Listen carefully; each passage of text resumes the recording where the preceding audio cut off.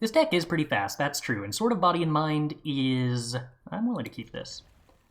It's kind of a 5-drop. 1 game. Okay, okay. I guess I would put the over-under at 2.5. Do we think we are going to win 2 games with Mill? Or fewer? Well, do we think we're going to win at least 3 games with Mill? Or fewer than 3? I probably don't have enough ways to tutor up Sword to really make that fair.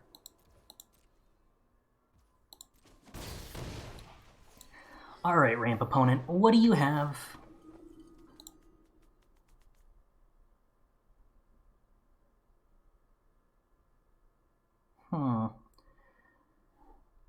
So next turn, our opponent plays Explore. I think I make Kogla more expensive. Making Explore more expensive is meaningless. Primal Command gaining 7 life is kind of annoying, but not the end of the world. Kogla actually would be quite bad for me, though.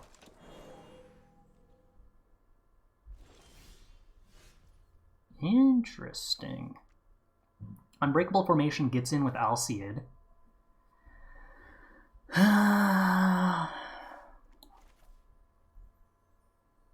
But I'd sort of prefer to play the Ministrant of Obligation before the Unbreakable Formation if possible.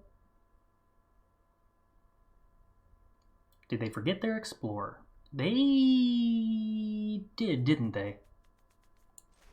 They definitely did.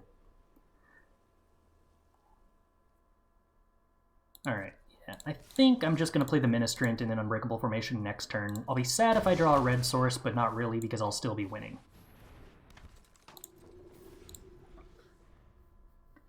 Yeah, they definitely did forget to play the extra land off Explore.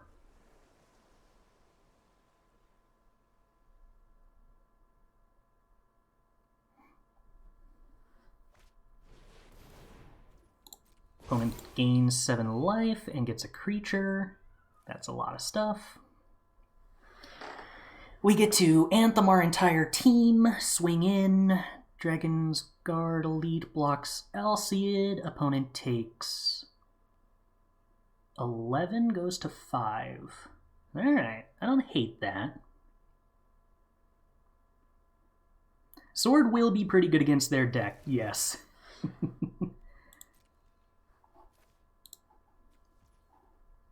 Although Kogla, I guess, could bust it eventually.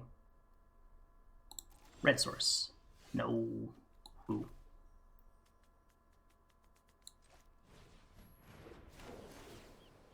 I think it's worth going shields down on the Alseid here in order to get a +1/+1 counter on this creature.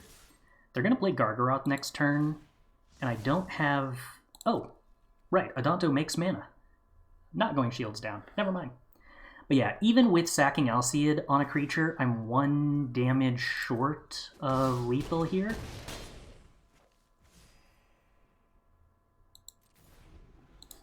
So having the 1 more creature with slightly more power is pretty valuable. 3 blockers gain 3 life. 2 get through. 4... I can put them to 4? That's not good enough. If I hit the Heroic Reinforcements, so any untapped red source wins. An untapped white source does not do it. Okay, where does that put us? I can't really attack.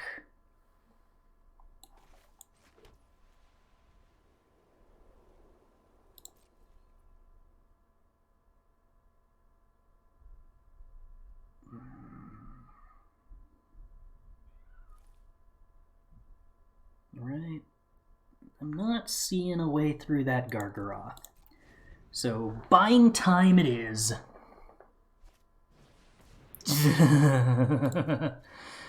Okay, Great Henge is also life gain. That's a problem.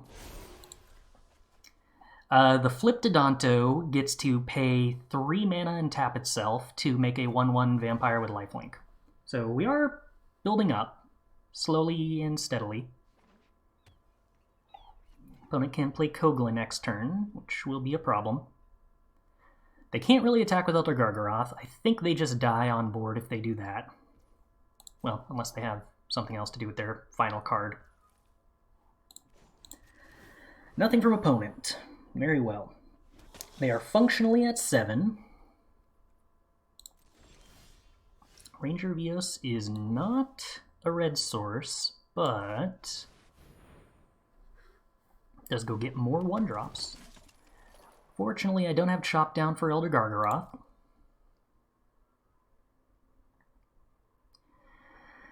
Oh, 1-drops, what do y'all do? What do y'all do? Selfless Savior stops our flyer from dying to Kogla, which makes it more of a penalty for them to attack with Elder Gargaroth.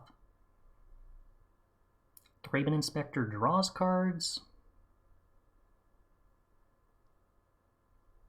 I'm definitely getting Selfless Savior. I think the next most important one is Thraben Inspector.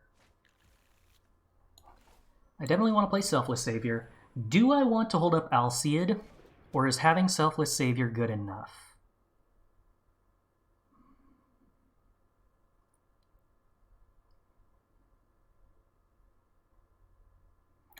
I think my mana efficiency in developing my board state's pretty important here, because finding a red source makes such a difference to me.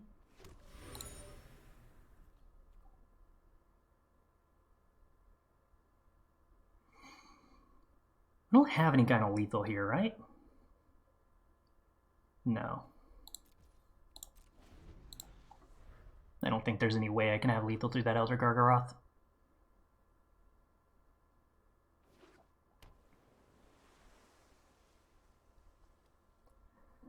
They probably play Kogla, yes. That fights something, which forces me to give the Spellbinder Indestructible. They did this pre-combat, so they really can't attack with Gargaroth now.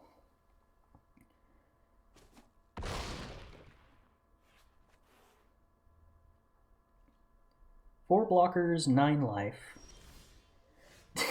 Double red card. Okay. Crack a clue. We have 9 red sources in the deck. That's more than a traditional 2-color limited deck. Okay. Hello, heroic reinforcements. What do you do? And is there some way in which sacking Alseid is beneficial? Sacking Alseid means that Elite Spellbinder can't be blocked.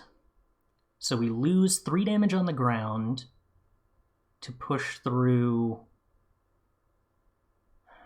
I don't know if that's correct to sack it and give it pro-green.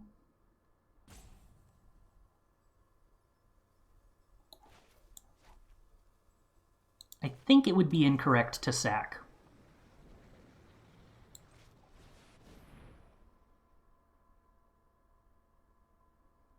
Opponent's going to 12. We have 5 unblocked creatures is 6, 8. No, we have 6 unblocked creatures. Yeah, I think this is good enough.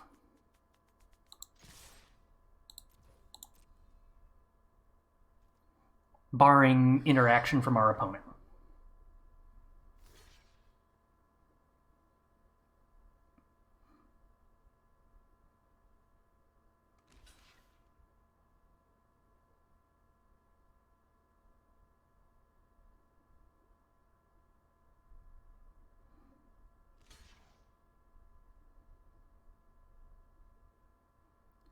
Six, 8, 12, 15 going through at the moment.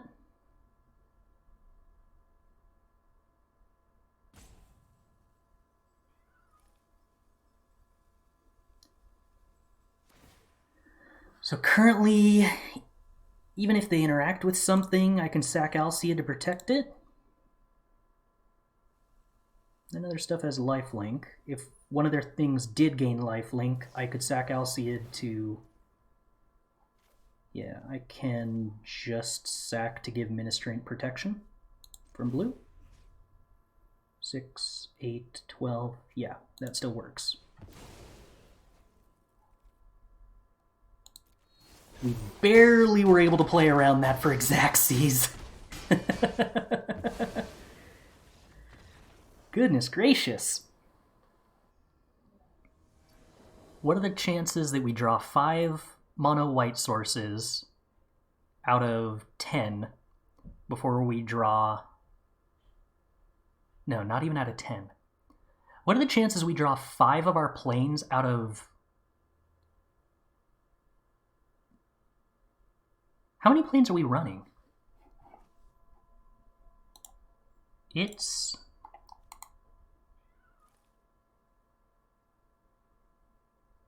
We play 6 planes, I think. No, 7 planes. We drew 5 of 7 planes before we drew any of our 10 red sources. Okay, this hand, however... okay. I'm not willing to throw away lands and technically a curve.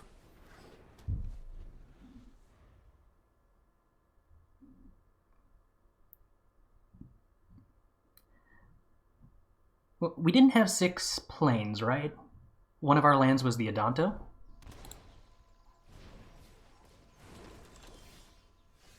Alright, well, here's our red sources for you. That wasn't the untapped red-white land. Okay. I thought that was the enters the battlefield untapped if you have a plains or a mountain. So we're going to call that learning. Meanwhile, our opponent's ramping. I'm sure that's not a problem. Good news. Sword of Body and Mind is here to beat our blue-green opponent.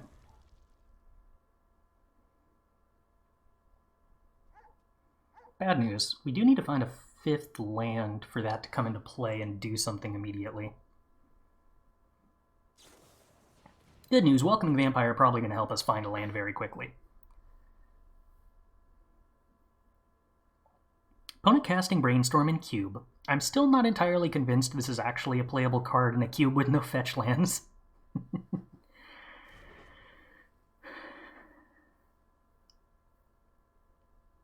But notable, we do have double white sources and double red sources. No fetch lands, but you have Cultivate. I mean, the thing is that Brainstorm isn't actually a good card if you have to bend over to make it work. It needs to just automatically work for it to be a good card, right?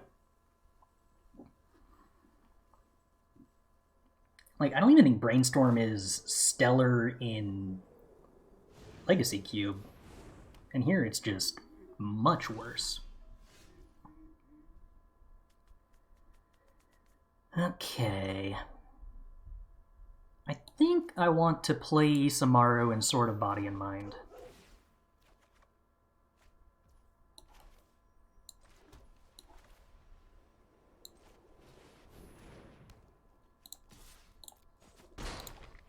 My opponent does have a white blocker on the ground, so hopefully they don't interact with my Welcoming Vampire, because otherwise they can chump block Sword of Body and Mind. My opponent apparently is not playing a blue-green deck. They're actually playing a 5-color deck. Gem Razor for Sword of Body and Mind makes me sad. That kind of sucks. But they did choose the wrong mode on Gem Razor, so it's now a 4-4 instead of a 5-5. That bit's cool. I'm sad that I played my Sword of Body and Mind when I did, especially considering I did draw the 5th land. Why did I play the Sword of Body and Mind when I drew the 5th land? That was just wrong, I think.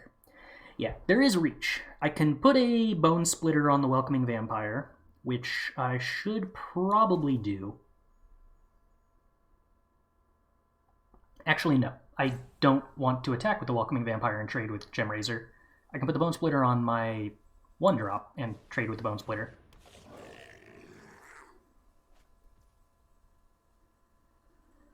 Well, Heroic Reinforcements is interesting.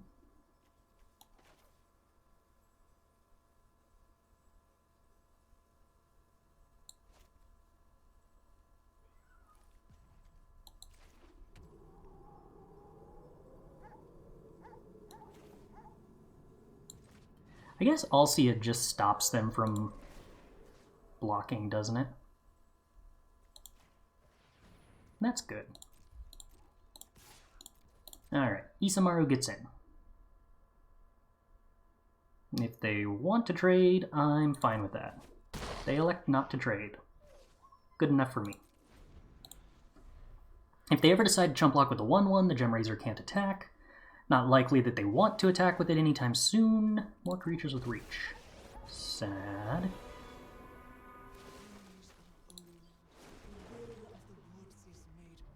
Field of the Dead. Okay, the opponent's deck reveals itself.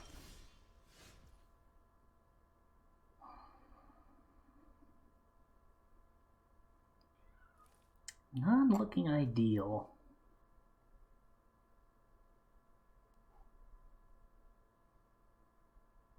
The Wrenn complicates this a lot. Kinda wish I had drawn a land this turn. Now maybe I still will off of the Welcoming Vampire, but the zombies are going to take a lot out of my ability to go wide here.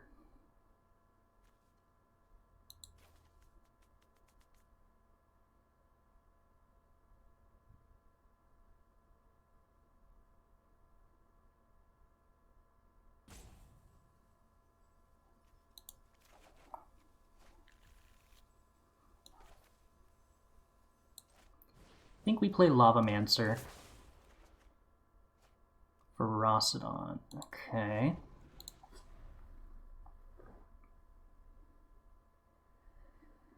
This is the turn where our opponent gets to start doing Field of the Dead stuff, which is, oh god, going to make a lot of blockers. We might be able to get through with Grim Lavamancer for a decent amount of damage. I guess Rampaging Ferocodon actually is a pretty decent card to draw when it comes to making Field of the Dead weaker, isn't it? Okay, that's the game over. It was nice while it lasted. Gemraiser can still attack because the Gemraiser's a 1/1. Cute. Lovely. Okay. So, Thraben Inspector, Cathar Commando, land, Rampaging Ferocodon.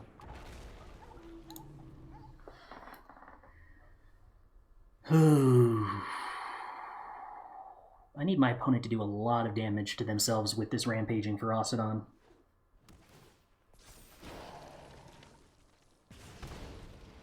A lot of damage to themselves.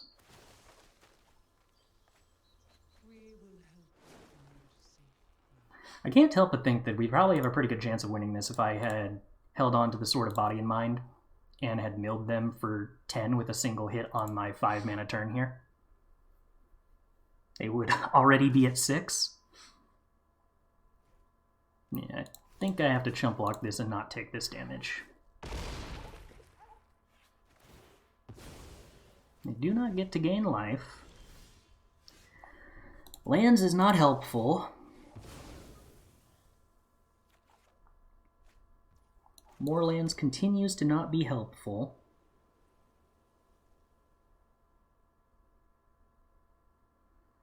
I still can't really do anything here, so that's another pass.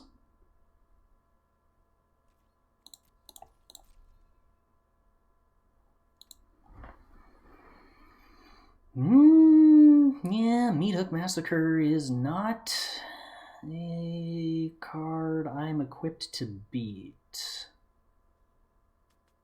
Kind of wild how much better Meathook Massacre is than every other board wipe. Okay, that's the game. Huh. Yeah, the Goblin wouldn't have attacked past the Lovestruck Beast last turn, but I was trying to figure out why it felt like I didn't have any kind of board developed, and the answer was because I'm an aggressive deck that didn't play anything until turn 3. That's why my mental concept of what turn anything was on was so far off.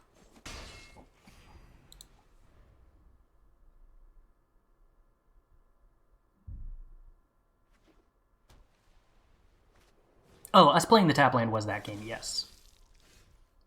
Wow, Den. Cool timing. Huh.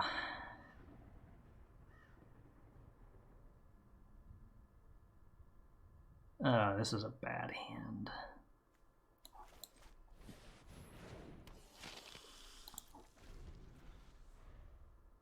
Okay, Cruel Celebrant is only their creatures.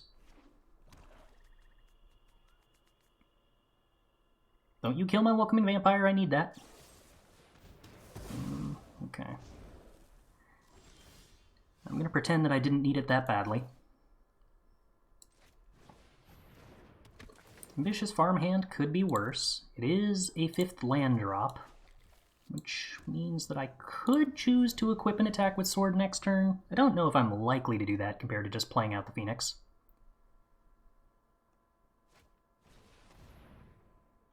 Okay, well, they get to hate our hand. The good news is most of our cards here are pretty good, so this is not too painful. I think they probably have to take Sword. Are you really chump blocking this turn, opponent? I mean, you are allowed to do that. Could play Battlecry Goblin and transform Ascanta, or transform Legion's Landing, but that sounds like it sucks. So here they have to chump block. We gain 3 life. Letting this hit and giving me a 3/3 is kind of unacceptable for them. Ooh, okay, are you gonna board wipe me, opponent? Because getting milled for 10, you are now at 18 cards in your library. Kaya, and then down tick on the sword? Is that the game plan? Oh, it's a 2/2, not a 3/3? Huh, okay. Sure. Ooh, okay. I'm happy with heroic reinforcements. It transforms Legion's Landing and gives us a post-combat Battlecry Goblin, although I don't think I'm willing to play post-combat Battlecry Goblin here. Let's see. I believe we go with everything at face and 2 things at the Kaya. Letting them get a ghost form counter sounds like a bad idea.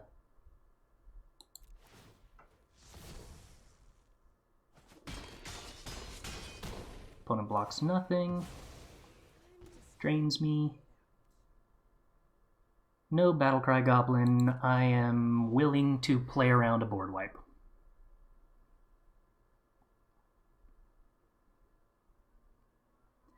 If we draw an untap land, I can Battlecry Goblin, Unbreakable Formation, and give the Battlecry Goblin haste, which is a lot of power to be attacking with. Have I seen the latest stats from 17 lands yet? No, I have not actually checked out 17 lands outside of occasional notifications on Twitter. What kind of stuff are we seeing out of it? Please tell me there is hope for non-aggro decks. Alright, we did hit the land, so I guess that is our game plan. Battlecry Goblin.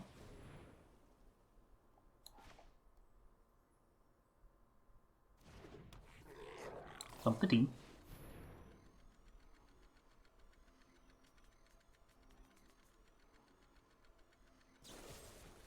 No, my Battlecry Goblin. Wah.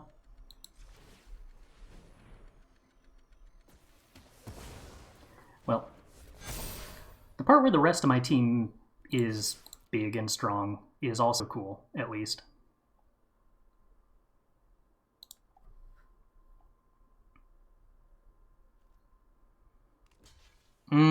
Okay. I could see that traditional actually has a big difference in terms of, like, how many weird, mediocre board wipes you can put in your sideboard.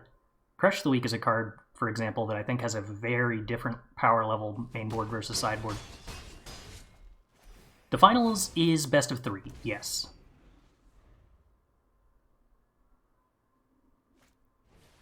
Luris, that gains life.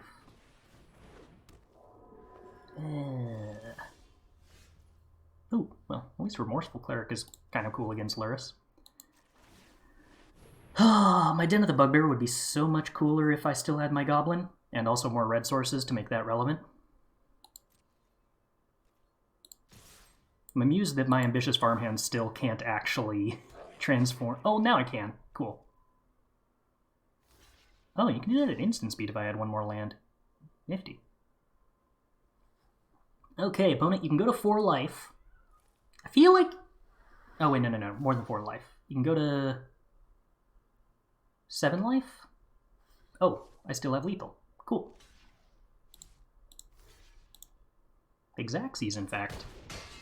They could sack the Remorseful Cleric before it did combat damage in order to get the Drain trigger, but that still barely wasn't enough to get them there, and meant that they weren't killing the land, which they would have been sad about. I'm willing to believe that Time Warp is a very good card in bad archetypes. That sounds like it tracks to me. Selfless Savior. Wow, I did not value that very highly as a 1-drop. Maybe I should. Scorched Spitter. Okay. Over Scorching Dragonfire. Yeah, I could see that. That's probably one of the better red 1-drops other than Grim Lavamancer. Although actually, Scorched Spitter over Grim Lavamancer is kind of surprising. Come to think of it.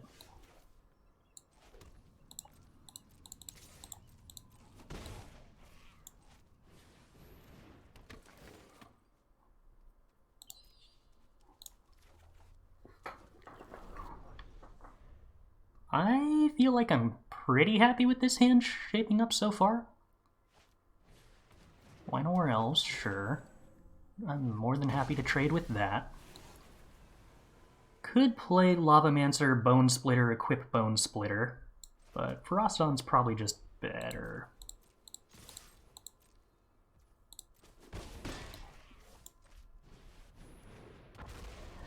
Generally a card I'm pretty happy to play. Oh, is that all in best of 1?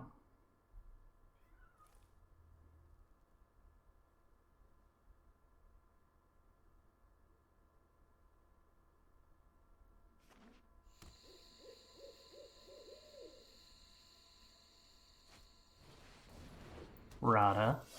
Okay.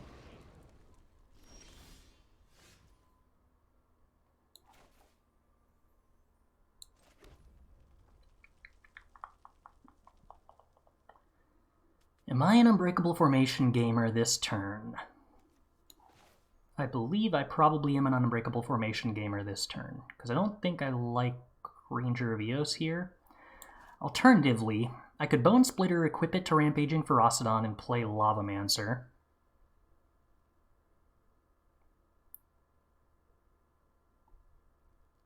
I don't think they want to double block my Ferocodon.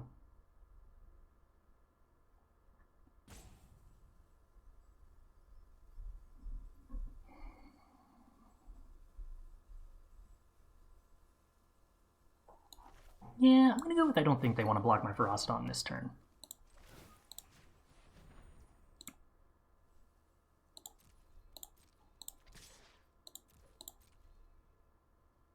Wow, they are willing to lose the Llanowar Elf? Okay. I guess that's fine by me.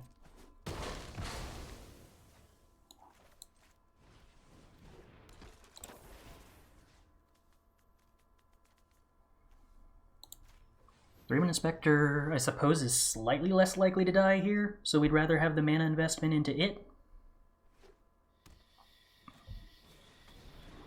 Okay, Reclamation Sage kills the Thraven Inspector. Or, well, the Bone Splitter. That's not the most surprising thing. Grim Lavamancer can remove the Rex Sage. Do we want to do that? Or do I just want to offer the trade directly? And actually get to put something into play with Ranger of Eos.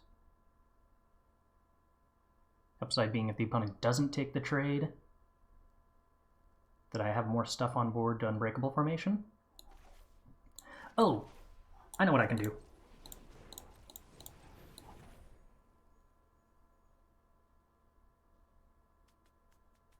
Well, playing the Pupper doesn't actually put more stuff on board, does it?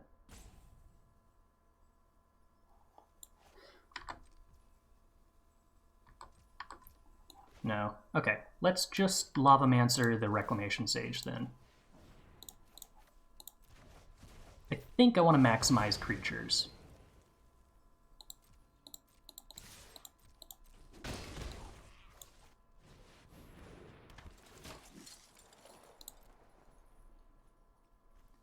Selfless Savior, and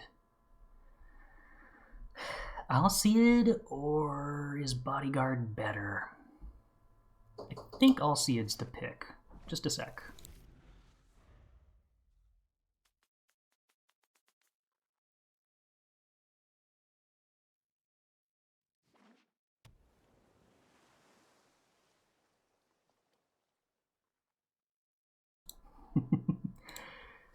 Alright. Where's our opponent at? Straight 5-color, apparently? We can Coven with Bodyguard? That's true. That's true. I suppose if I really care about activating Coven, I can do that here regardless, by playing one of my creatures after Unbreakable Formation. I'm not sure that I care a ton about Coven, but maybe that should be something that's more on my radar here. I think between Selfless Savior and Alcid, I'm going to have plenty of protection to just use Unbreakable Formation as a anthem here.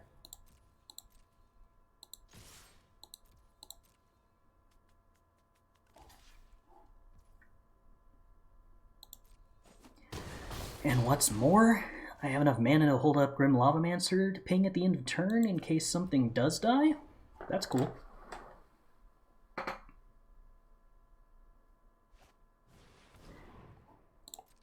Yeah, I just have a board state of a bunch of stuff that's impossible to deal with.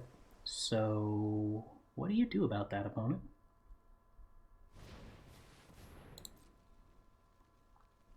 I guess if they had cast a Meat Hook Massacre, I would have just died. But this I think I get to beat.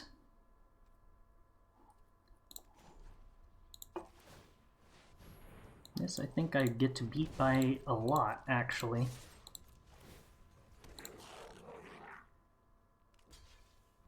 Okay. Okay. Correct. We do get to beat this by a lot.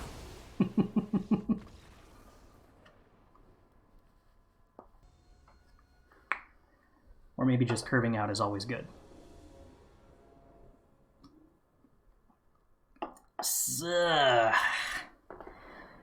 we gotta throw this away, right? I need chat's moral support to throw away a hand that has 3 lands and spells that include a 1 and a 3-drop.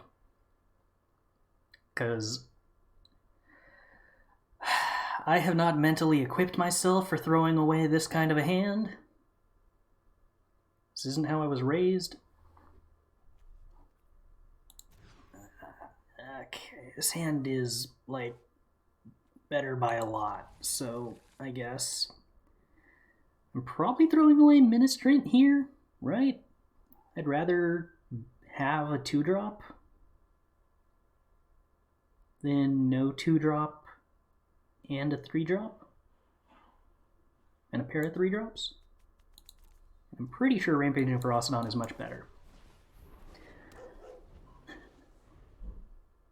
I worry if we don't play anything on the first 2 turns that's meaningful that we're just falling behind, and that having a slight amount of card advantage doesn't offset the fact that we're giving up the most important turns for our game plan.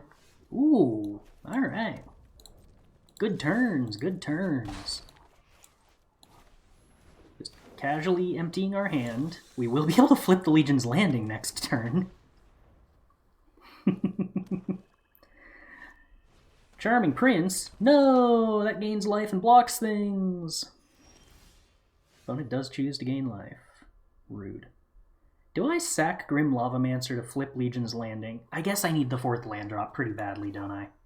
Well, I can flip Legion's Landing next turn, though. Alright, I'm gonna go with flip it next turn.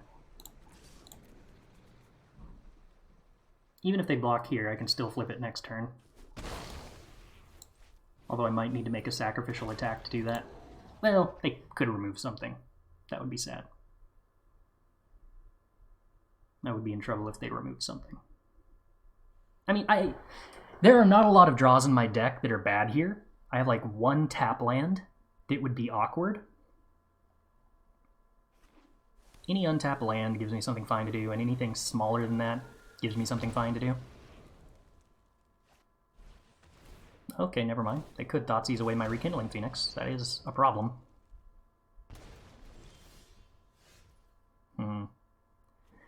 Okay, I want to Lavamancer the Spirit. I don't think I want to transform Legion's Landing. We can do that later. Ferocidon can't be blocked. We play Bodyguard. Bodyguard protects Ferocidon, probably?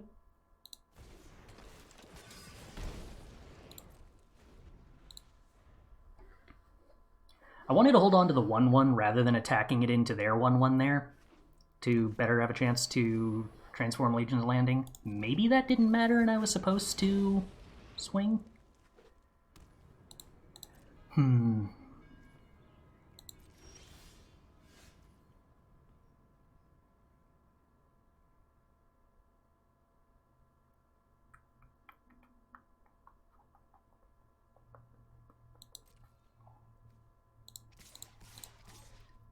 think I'm definitely supposed to transform Legion's Landing.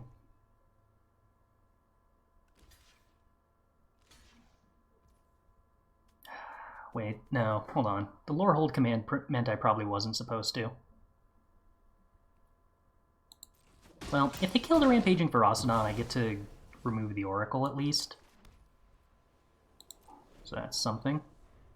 No land on top, that's good.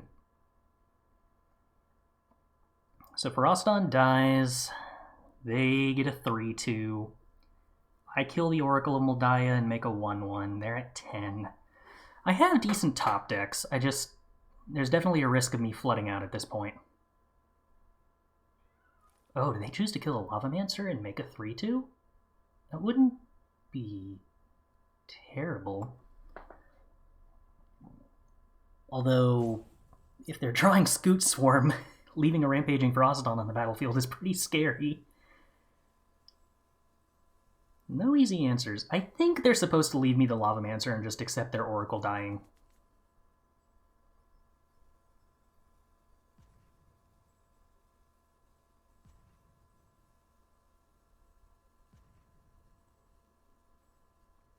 The likelihood of me being able to fuel my Lavamancer with 0 cards in graveyard after this is... it's not going to have a ton of impact anytime soon. Yeah, they elect to decide the same thing.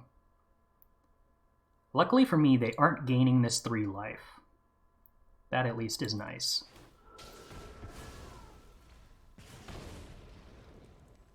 Because the Rampaging Ferocidon is still technically in play while they are gaining the 3 life.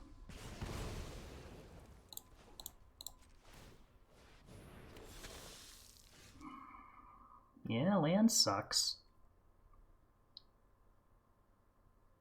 Gonna keep that in hand, since the opponent could technically play a discard spell or something. Opponent plays a Scoot Swarm, nearly out of cards. Oops. Okay, Fertile Footsteps, so not out of cards at all. Luckily, Beanstalk Giant is very chump blockable by Adonto. Opponent has 2 1-1s here. Do they choose to attack with this 3-2? That might be correct of them to do. I think holding that back isn't right. Because if I do wind up attacking with the vampires, then trading the Scoot Swarms I don't think is terrible for them. I mean, maybe it is. Maybe they just want to go super wide with Scoot Swarm. That isn't unreasonable. It keeps a hold of my vampires pretty well.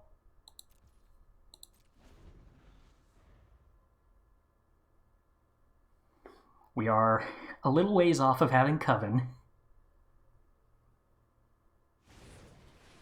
Opponent finds a 7-7. Sure. They drew a non-land, which I suppose should be a concern. Ooh, Ranger Vios. There's a draw. Okay.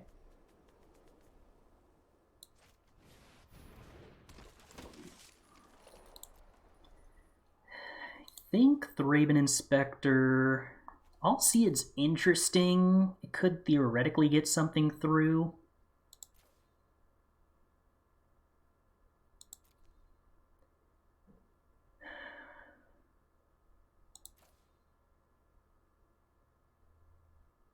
Is that better than Selfless Savior? Maybe. I'm willing to experiment with that. I don't think we play it this turn, though, because I think that I want to crack the clue. No point in sorcery speed cracking the clue. Because we can't play a land this turn regardless. Alright, I need to put 10 cards in my graveyard and have 5 turns to kill my opponent with Grim Lavamancer. Oh, yeah, good point. Drawing Sword, giving protection from green, actually makes Alseid better than Pupper, because we can give protection from red to get through all of our opponent's stuff. Although they have a lot of cards in the graveyard, so it's not going to be stellar on its own. Domri removes Grim Lavamancer. That's a problem. One more land goes pretty hard for my opponent.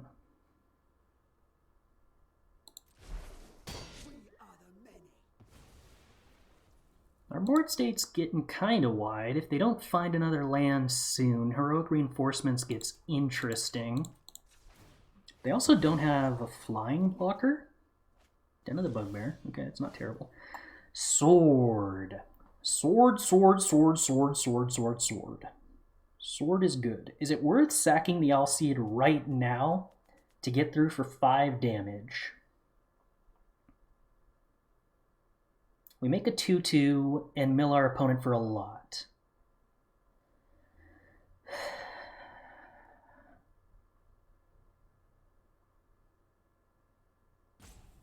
No, wait. I can just trade with the 4/2 and not really care.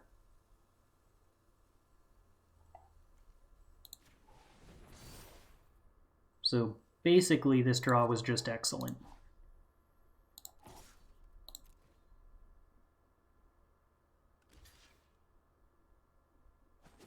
Yeah, so now they're down to mono green creatures. More lands only continues to give them mono green creatures.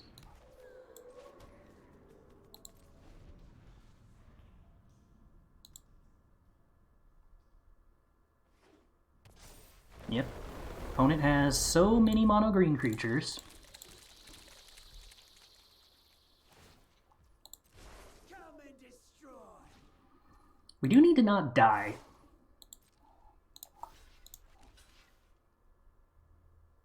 How manageable is that? And how much should I be blocking here to avoid dying?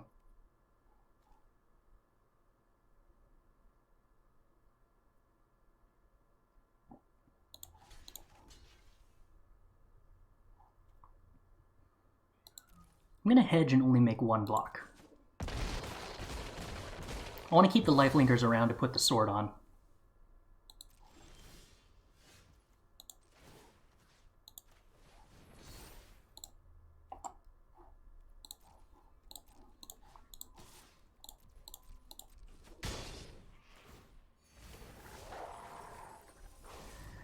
Okay.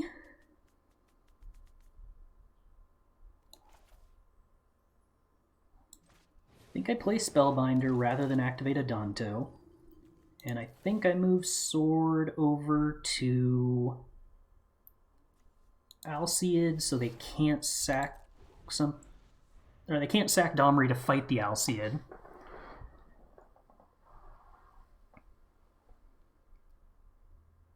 Because Alseid gives me the ability to push a second creature through for lethal. Although, having Elite Spellbinder is a creature that's currently pushing through on its own already. Okay, land means we win. No amount of Scoot Swarms is a relevant number, provided they don't have haste, which is the case.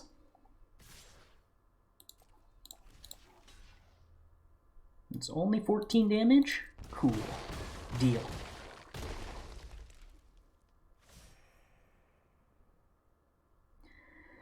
And that is 6 damage unblockable.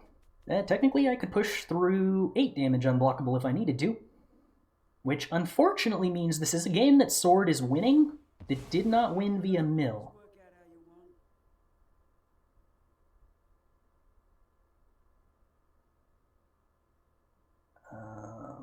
Yeah, okay, I just sack Alseid here and I'm fine.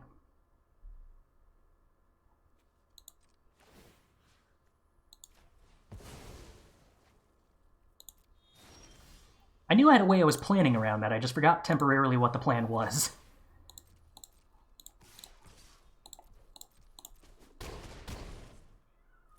We did put them to 2 cards in library. So, no, I don't think that counts as a mill win, because they definitely would have killed us before they decked, even if their life had been higher.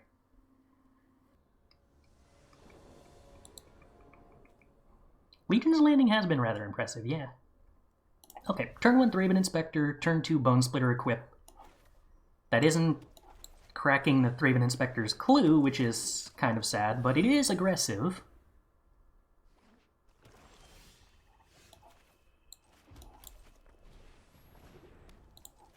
And aggressive is good. This isn't the best curve for making Unbreakable Formation excellent, but we'll make do. Ooh, alright, Scrap Heap Scrounger.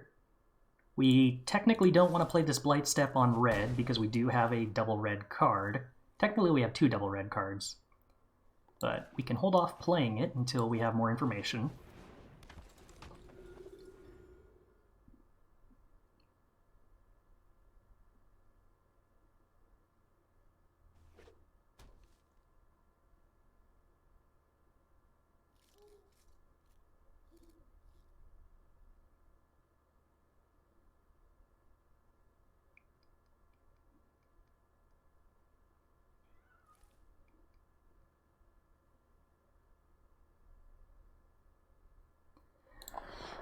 I don't have a lot to do in response to whatever my opponent does, other than that I'm going to continue turning my creatures sideways. This looks like they're debating what they want to use a removal spell on, and they don't want to use a removal spell on Thraben Inspector because it's only a Thraben Inspector, and they don't want to use a removal spell on the Ministrant because it makes more creatures anyway. I'm happy with this conundrum for them.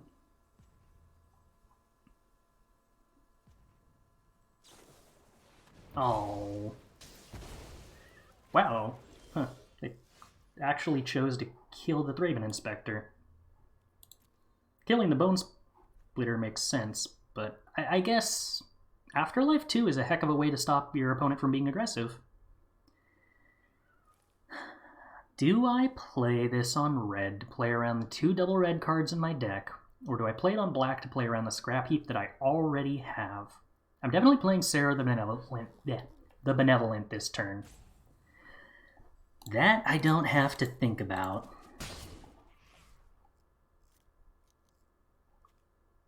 I think I'm supposed to play around the... My opponent's playing black-red. They're going to have so much removal for this scrap heap. I think I don't play it on the second red source. We'll see if that bites me, but there's a very high chance I draw another red source before I draw one of the 2 double red cards in my deck anyway.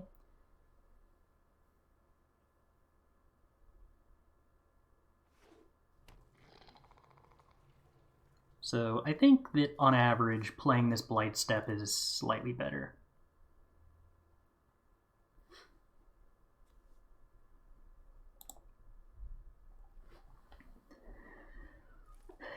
If they somehow kill the Ministrant of Obligation, Sarah the Benevolent is pumping the 2 flying tokens, which is adorable. Ooh, if they killed the Ministrant of Obligation, we have 11 damage here. 2 from the Spirits, 2 from Sarah, 3 from Unbreakable Formation, and 4 from the Angel.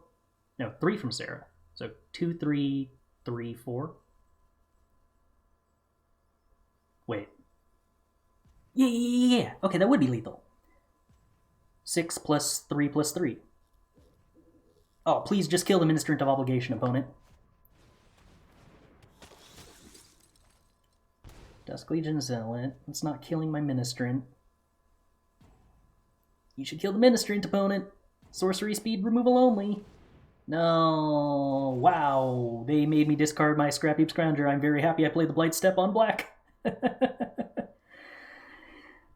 Wait, did they make me discard 2 cards rather than kill my 4/4 Vigilant Flyer?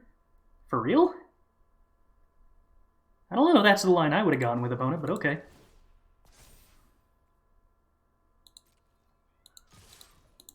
You want to trade with this Ministrant and give me more creatures to bump? You do? Sweet.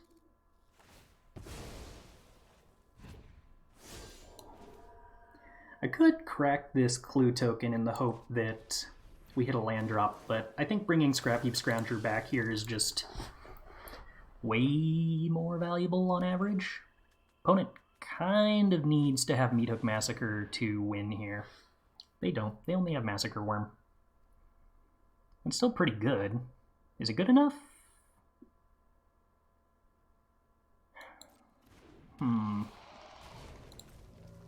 It does barely stop them from dying. I think I'd rather draw a card than activate Scrapheap here.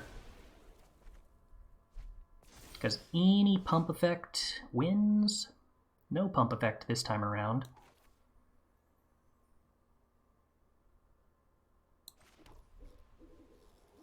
I think I'd rather downtick Sarah to have 2 lethal threats in the air rather than uptick it to do 1 more point of damage.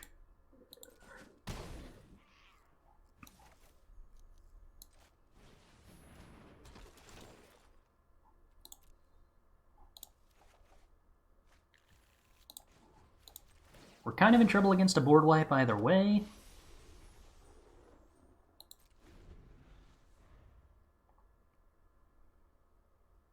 The upside of upticking it would be that if they attacked with Massacre Worm, Scrapheap Scrounger would be lethal.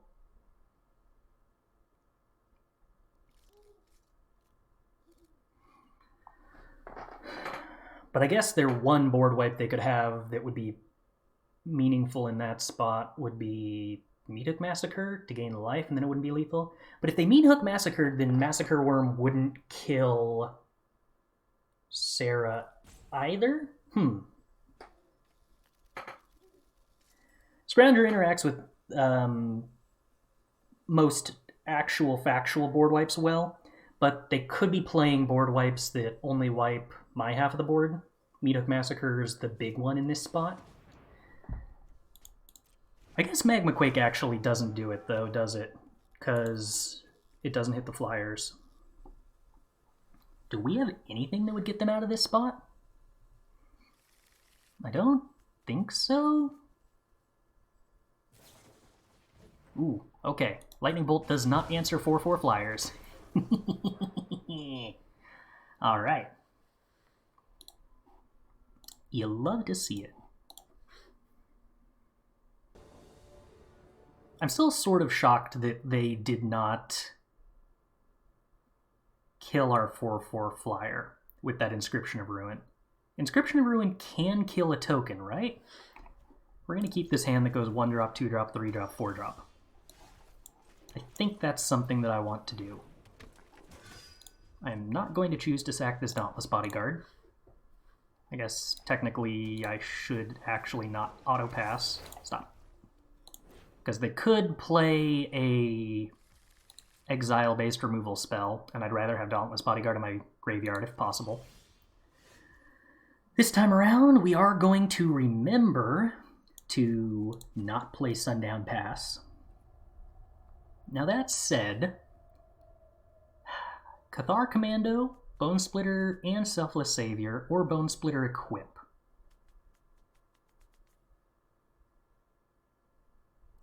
I think I like Bone Splitter Equip because playing Cathar Commando into our opponent's 0/4 isn't the most effective amount of damage. This isn't a stellar turn if they remove our Dauntless Bodyguard, but as far as like giving us a way to ignore this 0/4 and curving into Elite Spellbinder, which also ignores the 0/4, this is probably the most efficient turn 2.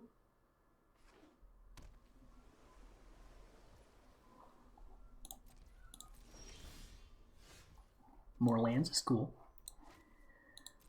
I don't think I want to play Elite Spellbinder before attacking. Opponent elects not to block the Dauntless Bodyguard. That's cool with me. We get to Spellbinder. That gets counterspelled. It's not horribly surprising. I guess I could have tried to play around a counterspell by just playing Selfless Savior into Cathar Commando, but I don't think that's actually good. Forcing them to use a counterspell on a lead spellbinder instead of playing a possible thirst for something is probably good for me. And gets the counterspell out of the way for the Sarah. Okay, 4 mana up, opponent. Do you want to settle the wreckage of my Dauntless Bodyguard? Is that what we're doing?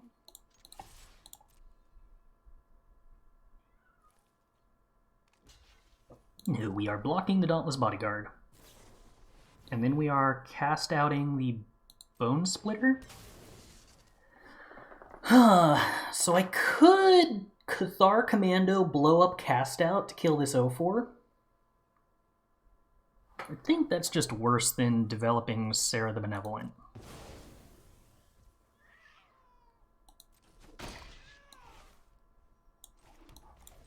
If I had played the land before attacks, then I could have Cathar Commandoed and used the Mountain to blow up the cast out, and then post-combat I could play the Selfless Savior, which would be a slightly more advantageous line. So not playing the Mountain and hiding that information definitely cost me there, I think. But I think even in that scenario, casting Sarah was still much better. It's just interesting to note that the default of don't play your land to hide information was a bad default in that situation. Double top. Okay. Moderately concerning. Now, how are we playing this? I feel like I'm probably just casting Ranger of Eos. And going to grab a Grim Lavamancer and an Alseid. And then I'm playing Selfless Savior to play around a board wipe. And I'm upticking Sarah. I guess playing the Ranger of Eos pre-combat was unnecessary, but my opponent's mostly tapped out. They're not entirely tapped out. I could have just played the Selfless Savior, upticked Sarah, and attacked before doing the Ranger. It was better to do it that way. Not the strictly best ordering. Yeah, opponent, my Sarah's good. It's still sitting there being Sarah the Benevolent. It's a 4 mana 4/4 Flying Vigilance that just sticks around and makes other stuff good. They exile it and gain life. That makes me sad. Doesn't even put it in the graveyard. Okay, go to my turn. Unbreakable Formation seems pretty good to use as an anthem, so we're gonna do that. Play the Grim Lavamancer. Play the Alseid.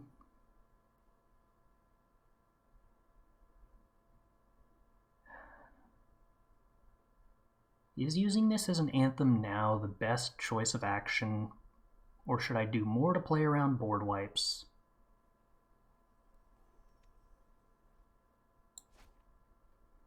The only board wipe I'm worried about is Meathook Massacre, I think. Otherwise, I Selfless Savior my Angel and I'm fine. I think I don't use this Unbreakable Formation, which makes having played the Grim Lavamancer wrong, but yeah, whatever.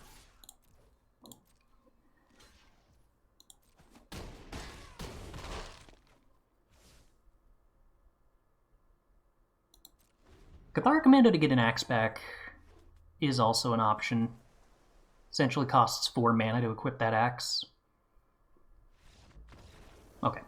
But I was thinking that holding on to Cathar Commando so that if they did have, like, land Meathook Massacre, I had something to play following that. So if they had gone land Meathook Massacre, I could sack the Dauntless Bodyguard, sack the Selfless Savior, pay to sack the Alseid. They would gain 3 life up to 7. Their wall would die, and then I'd play Cathar Commando.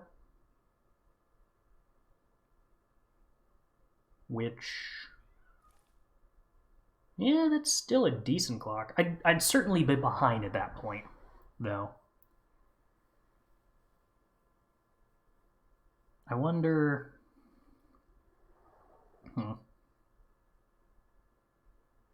Maybe using Unbreakable Formation to push damage through was better to play around Meat Hook Massacre, because it would make Cathar Commando stronger. Then I wouldn't have played Grim Lavamancer and Alseid.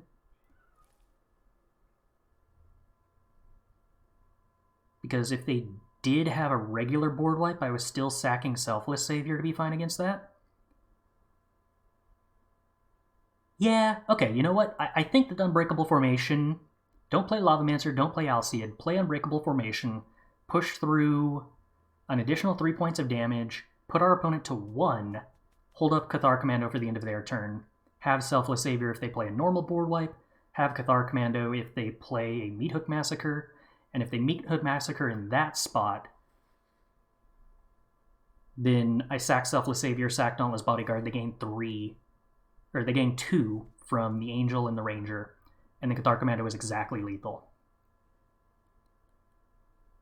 Yes, that was better. So the best way to play around a board wipe was to preemptively cast our spell that is an answer to a board wipe traditionally. Interesting. Okay, well, luckily they didn't have anything, so I won anyway.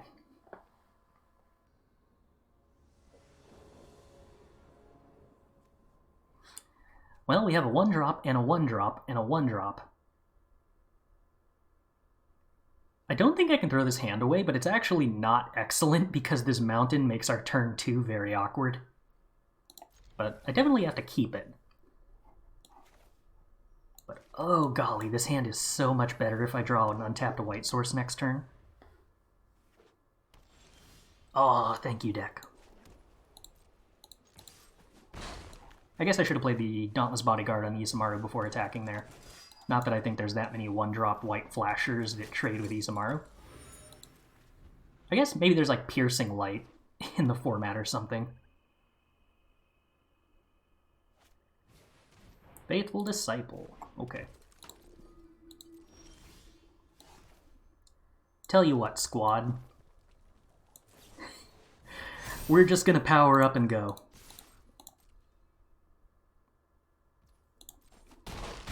We're not here for a long time. We're here for an aggressive time.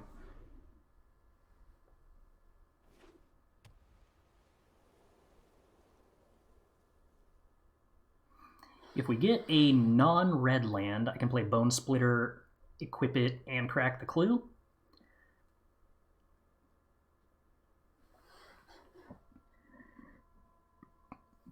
What you got on the removal front, opponent? Morbid Opportunist. Okay.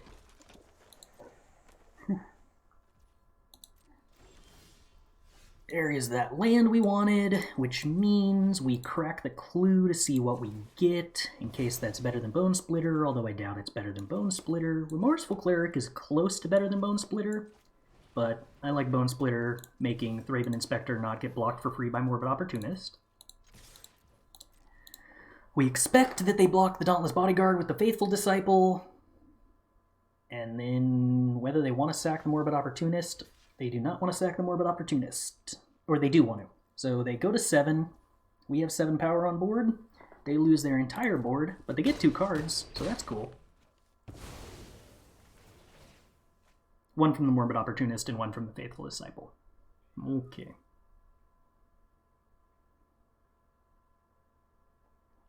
Yeah, sorry. I realized that the way I said that made it sound like I thought Morbid Opportunist was going to trigger twice. But that is not the case. They were getting to draft 1 card and draw 1 card. Morbid Opportunist is not quite that busted.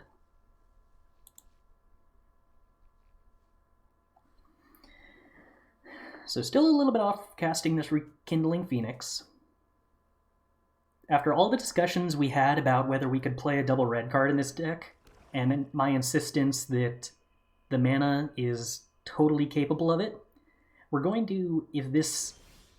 Okay, there's our double red source. I was going to say, we've drawn it 3 times. 2 times we haven't had the mana to cast it, if you're counting this current game, and 1 time it got hand hit before we could play it when our mana was good enough. Oh, opponent, do you have Settle the Wreckage? That'd be rude. I guess that's actually not too much of a problem because I've got Den of the Bugbear. This would be a surprising deck to have Settle the Wreckage in. Cathar Commando. So what? Block Isamaru? Sack on Bone Splitter? Take 2? Or just accept taking 3? Okay. Shelter.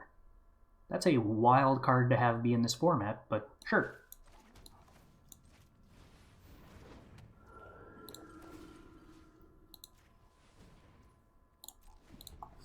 So Cathar Commando gets to block Isamaru and then sack to blow up Bone Splitter to stop lethal, but we're representing 4 damage in the air, so that at least ties up one of their mana. Did their opponent get that off the draft? I don't believe so, because this is the set symbol for Modern Horizons, and I think that all of the draft cards have the that arena set symbol, the A22. No, opponent gains life. Rude. They gain 4 life because they have Cleric class. Ah! Feed the Swarm. Okay, well, sacking this is not worthwhile, even though it has some benefit of shutting off the, or at least limiting options on Cleric class mode 5, because I definitely want my opponent to lose 2 life. So Cathar Commando blocks Isamaru. Charming Prince blocks Den. I think that means I'm just on Rekindling Phoenix. And in that case, I attack with Isamaru because I do want to trade with this Cathar Commando. They don't know it yet, but Bone Splitter is actually lethal with Rekindling Phoenix. And I want them to make that trade without that information. The deck is currently 6-1. We are playing for our 7 win. Although, we're guaranteed to not be as good as the 7-0 Aristocrats deck. Unfortunately. Ugh. Alright, Sarah makes a 4-4. Rude. But at least Rekindling Phoenix is still decent against that. Do we kill Sarah with the Den of the Bugbear token? Probably. That means not playing the Cathar Commando.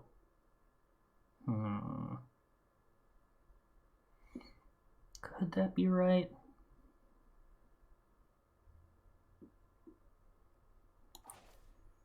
I think that's right.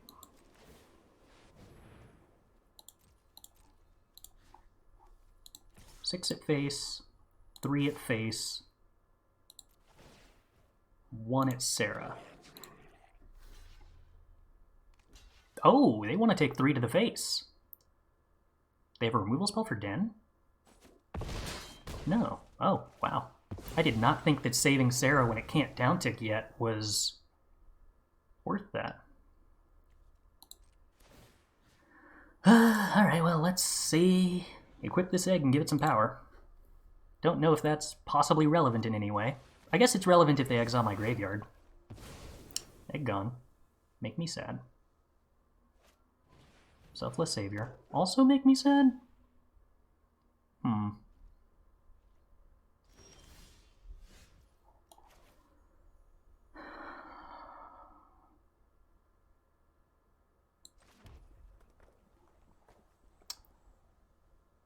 A concerning set of turns.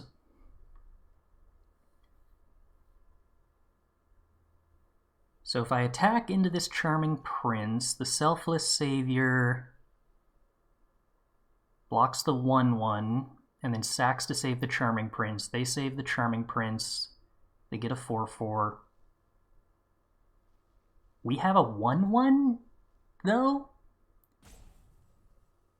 After all of that?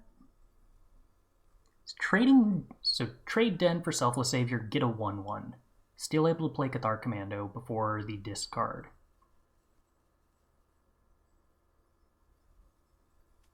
One equipped with Bone Splitter is lethal. I think I want to make that trade.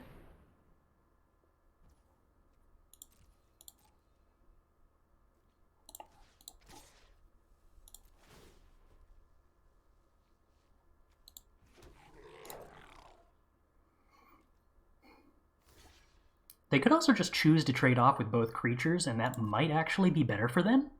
I think it actually is better for them to trade with the Selfless Savior rather than have the Charming Prince in play.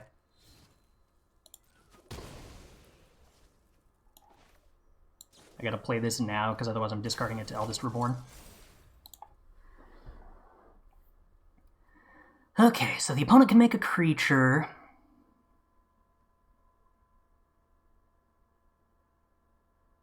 Have 2 blockers. Eldest Reborn gets back probably Phoenix. Thraben Inspector might actually be better than Phoenix, though.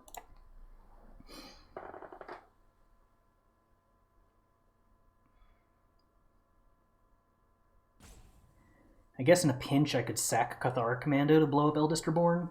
Probably don't want to do that, though.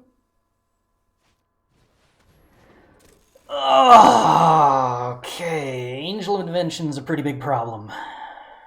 That also means that Heroic Reinforcements isn't good enough.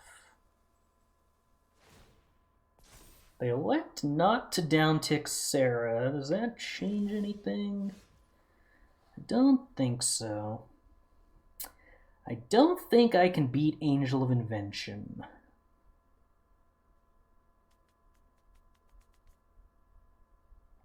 Not unless I drew, like, exactly Sarah this turn, anyway.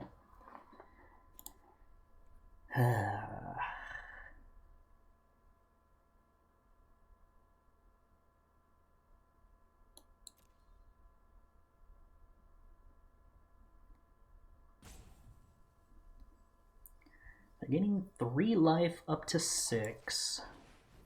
And I have no good attacks. No, they're getting... Yeah, they're getting 3 life. They're not going to uptick Sarah here.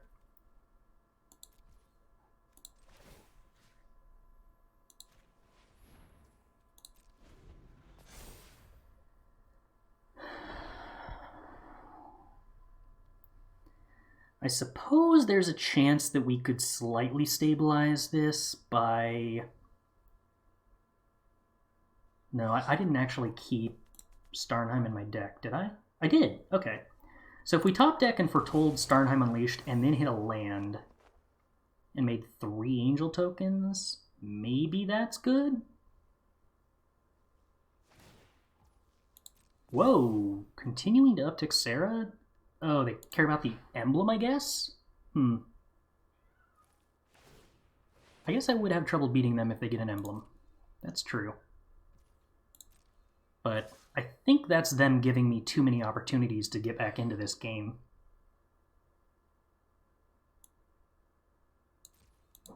Unnecessarily. I don't have a way to... you know what? Maybe the emblem actually does play around like the Starnheim Unleashed better. Maybe that works. Legion's Landing. No, I'm going to go with... I still just can't beat Angel Invention, can I? Yowzes.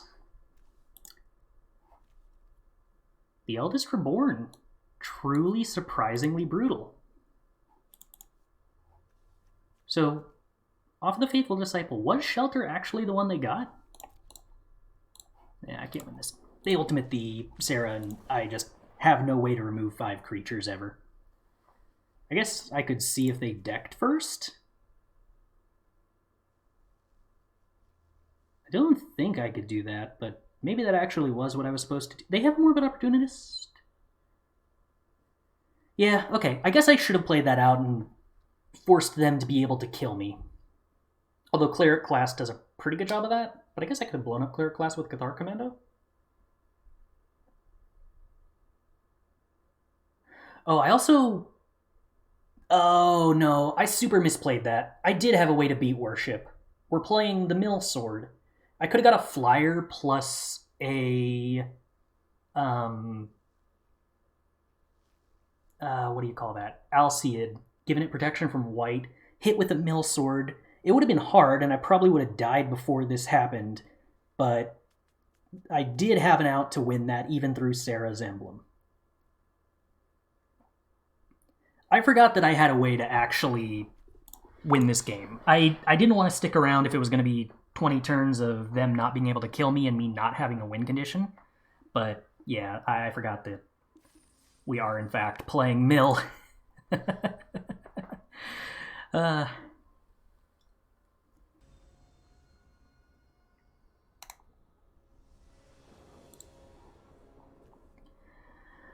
Alrighty. We get to curve out a 1-drop, a 2-drop, a 3-drop. That sounds like a keep to me. I think Legion's Landing is probably a better 1-drop in general than Alseid. Oh, we get to do the Blight Step on turn 2 for our Scrap Heap Scrounger? You love to see it.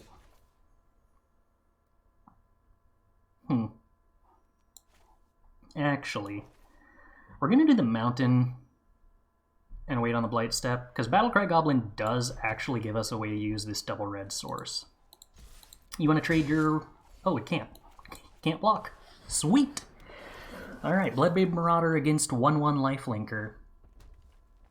I think I'm happier with my 1/1 Lifelinker. Opponent also going extremely aggro. Spooky. My Rampaging Ferocidon is not currently set up to be particularly good for me here. I kind of wonder if I just shouldn't play it.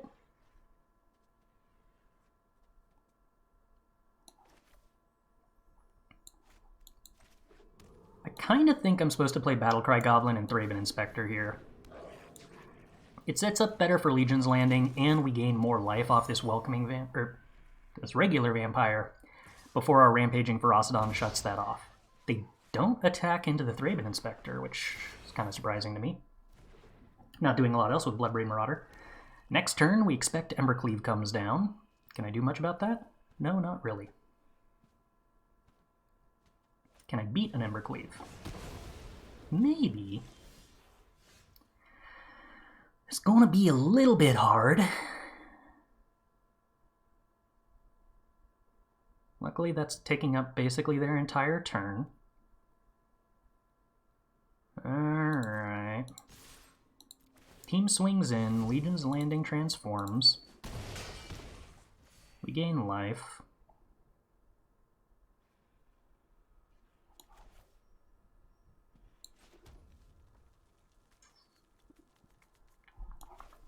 Play Alseid. If I play Rampaging Ferocidon, we have 9 damage on board.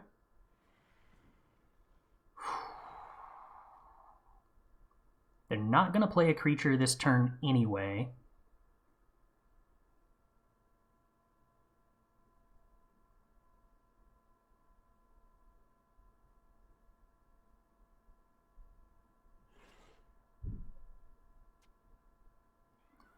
They're doing 8, 10 damage, putting us to 6. Is there any world in which the life gain that I shut off by playing Rampaging Ferocidon is enough of a factor that I activate a Danto instead?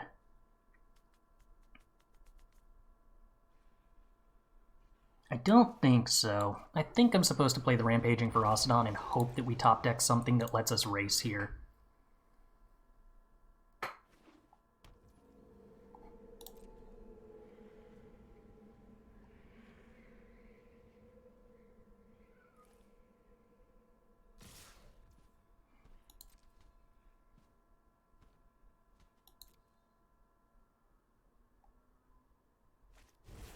Yep, there's the Embercleave. That's pretty good.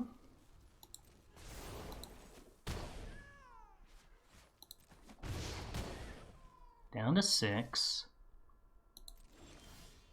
Kisamaru is nothing. Crack a clue. Ministrant of Obligation is also nothing. Oh. dead in the air. So, no. I just can't kill them. And I can't play around them equipping on Phoenix of Ash, because the Rampaging Ferocidon stops that. I mean, we had 2 draw steps to any piece of equipment or any pump spell, which I think made playing the Ferocidon still worthwhile. I guess any pump spell won without the Ferocidon anyway?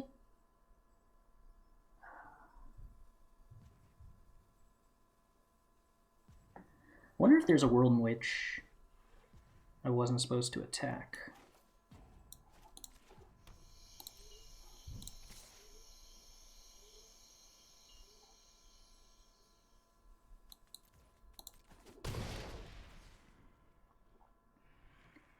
I'm going to try to set up a scenario in which my opponent makes the mistake of attacking with Bloodbraid Elf instead of equipping Phoenix of Ash. The second land hurts even more.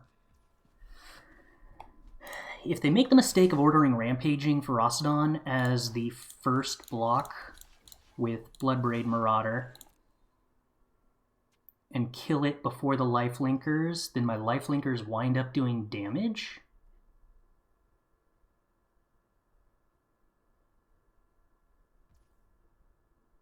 They don't make that mistake.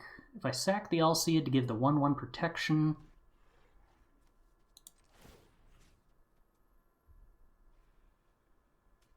got 6, taking 2, I still die.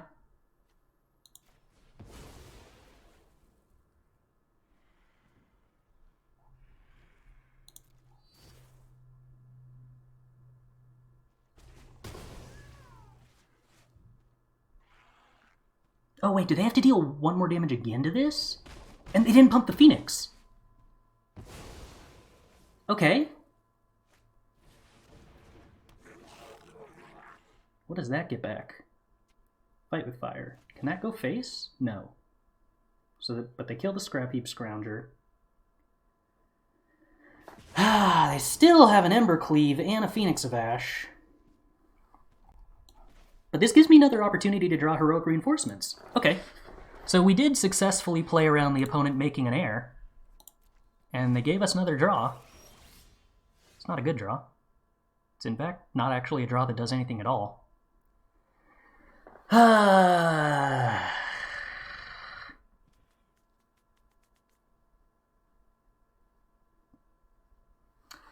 Deck, we gave you so many opportunities to be cool.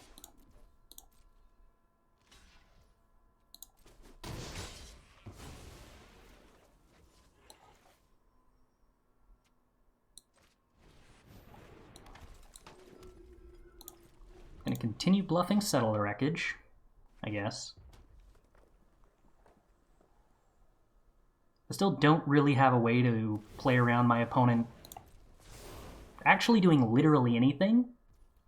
As long as they attack with Phoenix, I die. They have chosen to attack with Phoenix, so I will die.